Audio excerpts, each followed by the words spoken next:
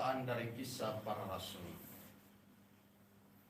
Pada waktu itu, Paulus membela diri di hadapan orang-orang Yahudi. Aku adalah orang Yahudi, lahir di Tarsus di tanah Kilkia, tetapi dibesarkan di kota ini.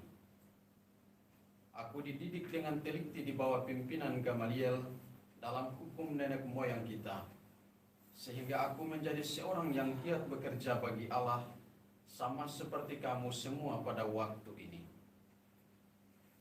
Aku telah menganiaya pengikut-pengikut jalan Tuhan sampai mereka mati. Laki-laki dan perempuan kutangkap dan kuserahkan ke dalam penjara.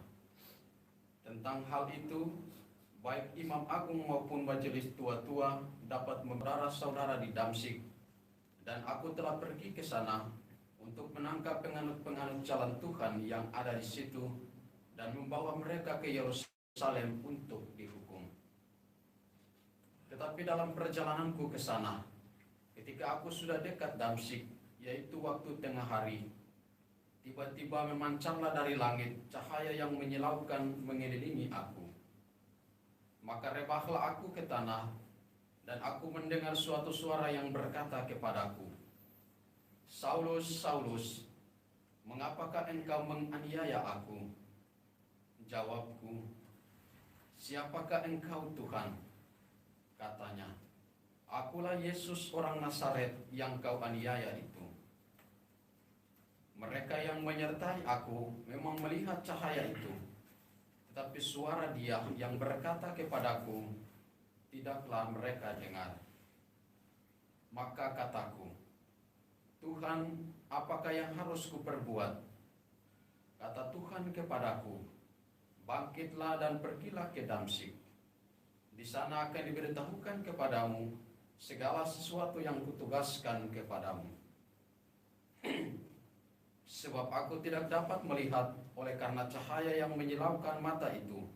Maka kawan-kawan seperjalananku memegang tanganku dan menuntun aku ke Damsyik.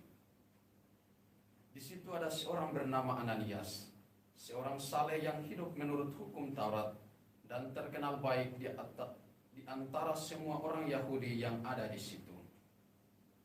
Ia datang berdiri di dekatku dan berkata, "Saulus, saudaraku, bukalah matamu dan melihatlah." Dan seketika itu juga aku melihat kembali dan menatap dia. Lalu katanya, "Allah nenek moyang kita telah menetapkan engkau untuk mengetahui kehendaknya, untuk melihat yang benar, dan untuk mendengar suara yang keluar dari mulutnya. Sebab engkau harus menjadi saksinya terhadap semua orang tentang apa yang kau lihat dan kau dengar. Sekarang, mengapa engkau masih ragu-ragu? Bangunlah, berilah dirimu dibaptis, dan berserulah kepada nama Tuhan, maka dosa-dosamu dihapuskan." Demikianlah sabda Tuhan. Syukur pada Allah. Tuhan bersamamu Dan bersama rohmu, Inilah Injil suci menurut Markus. dimuliakanlah Tuhan. Sekali peristiwa, Yesus yang bangkit dari antara orang mati menampakkan diri kepada ke-11 murid dan berkata kepada mereka, "Pergilah ke seluruh dunia, beritakanlah Injil kepada segala makhluk.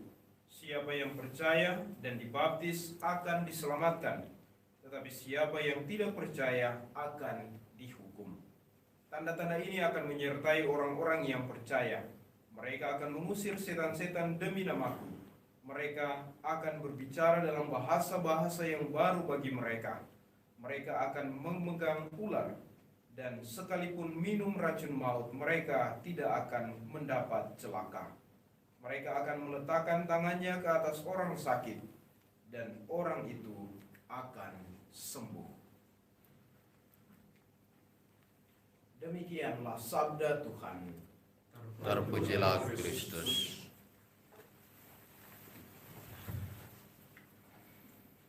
Saudara-saudariku terkasih, hari ini dalam pesta bertobatnya Rasul Paulus kita merenungkan tentang peristiwa pertobatan dan perutusan dalam perjalanan kehidupan kita.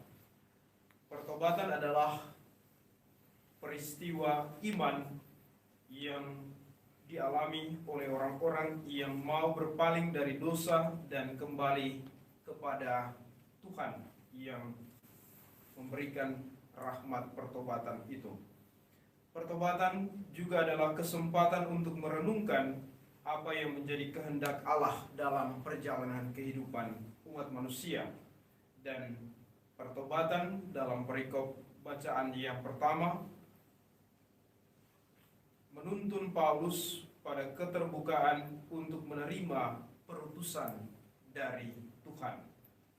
Ketika kita membangun komitmen untuk bertobat, meninggalkan cara hidup kita yang lama, dosa-dosa kita, kita kemudian membangun komitmen yang baru dalam perutusan bersama dengan Tuhan. Dalam Injil ada begitu banyak hal yang menjadi bantuan ketika kita mau menjadi orang-orang yang diutus oleh Tuhan. Semoga dalam perjalanan kehidupan kita, kita senantiasa mau membaharui diri kita dan menjadikan diri kita utusan Tuhan di tengah-tengah tugas dan karya pelayanan kita. Rahmat Allah menolong kita. Amin.